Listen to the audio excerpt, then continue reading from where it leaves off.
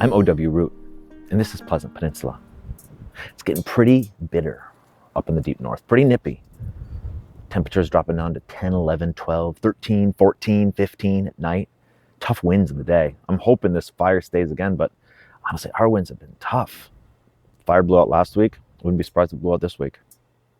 In this past week, the skies were just tough, oppressive, really. I forget that. That's something that I forget coming out of summer and fall. And I've lived in Michigan a long time. It's not a shock living up in the deep north. But still, you somehow forget how oppressive it is. You forget what it's like to go days without seeing sun. I mean, I don't think we saw the sun for even one moment last week. I think it was gray the whole week. And that's what the skies are. The skies are gray. It's just a sheet of gray. Cobalt blue. You know, it's almost otherworldly. You don't see that kind of color sky in the summer unless it's about to just downpour. This deep steel blue. And then a landscape of just a sheet of ice, pure white, with little flecks of green, hunter green, pine trees. It's an oppressive landscape. It can get you down when you don't see the sun for a week. It really wears on you. People talk about, what is it, seasonal, affective, depressive disorder, or something like that. It basically means you get sad in the winter. And I think the acronym is SAD, and that's appropriate. That's about right. And I have mixed feelings about this term.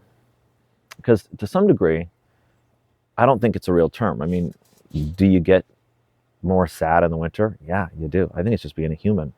When you've got that, a sheet of ice covering the ground and a sheet of gray, cobalt blue covering the sky and no sun, you're gonna get a little down. You're gonna get a little depressed. You're gonna get a little dark. You're gonna get a little introspective, or you're gonna go into the inner world a little bit more. You're gonna be more reflective. It's tough on you. Do we need to medicalize it and call it a term? I don't know. Maybe it makes us feel better or something. I don't know.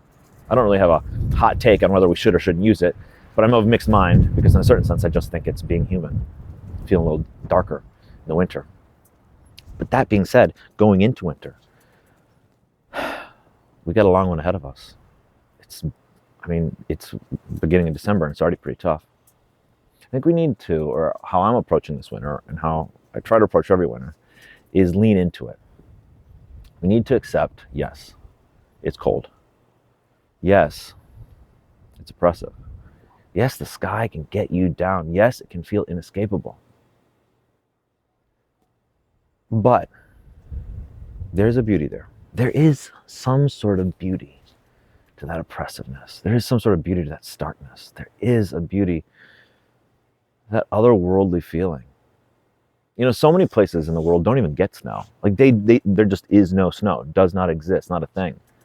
To be able to go from a land full of beaches and sand and sunburns and sailing and swimming to a land of ice in just 3 months, that is actually a gift.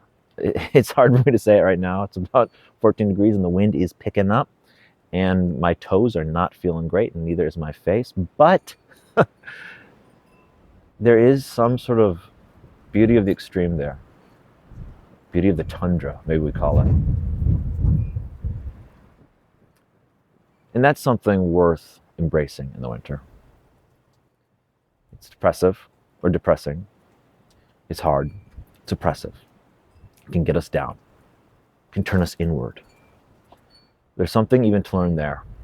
And it might make us stronger too. Sometimes we don't want to be made stronger, but it might. I think that's the way to approach it going forward. Lean into it. It's going to be hard.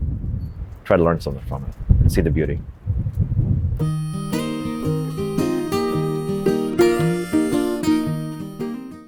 Remember Kwame Kilpatrick?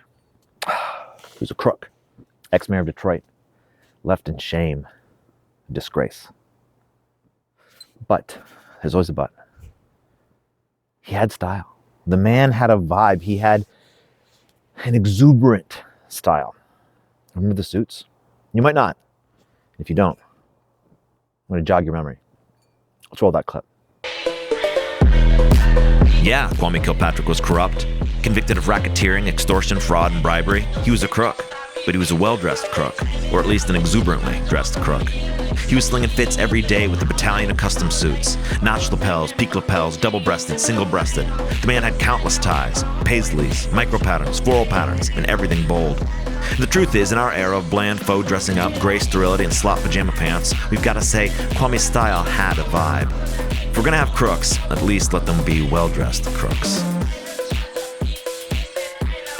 Those suits, when was the last time you saw a politician wearing that kind of stuff?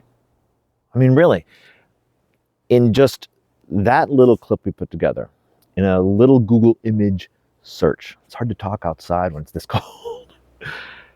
I saw notched lapels, peak lapels, single-breasted, double-breasted, three-piece suits, two-button suits, three-button suits, four-button suits, five-button suits. When was the, I mean, I don't even know the last time I saw a five-button suit other than on Kwame Kilpatrick. There's no way that was bought off the rack. These are custom suits. I don't know what percentage of his cost was custom suits, but I think it was probably a large amount, I would have to imagine. I think some of these custom suits might have been gifts too.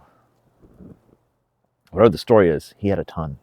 Same thing for the ties. Just looking at that video, and again, a little Google image search, I'm seeing floral ties, paisley ties, bow ties, rep ties, solid ties, large prints, these sort of artistic print ties, just in everything bold.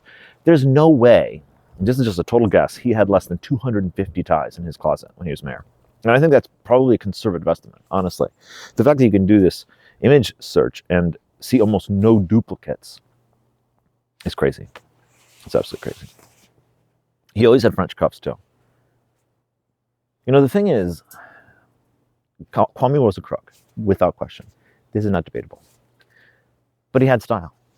And yeah, he was a product of his time as well. You know, he was mayor in the early 2000s. And in the early 2000s, more guys still wore suits. Guys wore them to work more. And it was definitely accepted or expected that if you held a certain spot in society, whether you ran a company or you're a politician or something, that you're going to wear a suit. And that still holds today for politicians. Politicians are still wearing jackets at least. But a lot of politicians don't wear suits. A lot of politicians don't wear ties either. A lot. But back in the early 2000s, it was still expected you're wearing a suit and a tie. And so if more guys back in that era were wearing suits and ties more often, you're going to also have more guys wearing style with flair, basically having fun with style, having a cool tie, having a cool suit, getting a suit custom made because they want to feel good in their suit. And so he was a product of that time. When more guys are wearing suits, you're going to have more flair with the suits. But in our era today, there is no flair when it comes to suits. Almost no one wears suits, and the only guys who do wear suits generally tend to be politicians or guys who are opting voluntarily to do it. And it's a small percentage of guys, and they look great because they're really opting to do it voluntarily. But by and large, the story of our era is dressing down and also dressing boring, dressing in gray, the blandest sort of muted colors imaginable. I don't remember the last time I saw a politician wearing a suit and tie and thought, wow, he looks great. You can tell he cares. I don't know the last time I said that. But Kwame did.